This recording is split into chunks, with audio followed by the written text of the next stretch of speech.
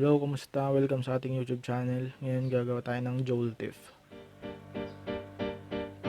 Ano nga bang Joule TIF? Pag sinearch mo yun sa internet, nasa top results ng Wikipedia. Although, hindi masyadong lihitin mo to kasi sino-sino lang nag-edit. Sabi dito, Joule TIF is a minimalist self-oscillating voltage booster. Tama naman siya. Ginagamit itong pang-boost ng mga maliliit na voltahe. Buboost niya sa mas malaking voltahe para maging useful pa rin. Tinatawag siyang blocking oscillator, Joule ringer, vampire torch, at minsan zombie torch. Zombie torch nga naman kasi kahit patay na, pag ginamitan mo ng Joule TIF, bubuhay siya. Ibig sabihin kahit lobat na yung battery mo galing orasan, mga wall clock natin. Saka madali din siyang gawin. Kailangan mo lang ng 23904 na transistor. Yung ibang transistor gumagana naman. Basta NPN. TOROID core. Gaya nito. Nahanap lang yan sa mga basura ng mga electronics, sa mga junk shop. Ganun. Ito 1 kilo resistor. Brown, black, red.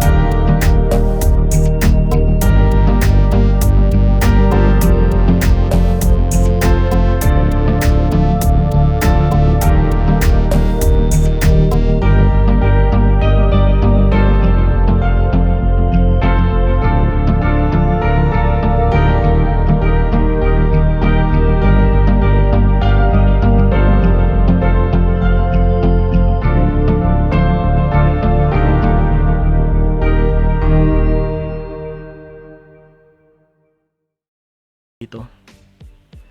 Pinost ko siya sa Facebook at eto siya.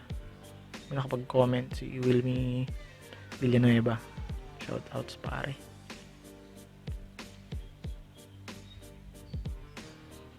May nag-comment na gawin ko daw siya ng video. Kaya eto po.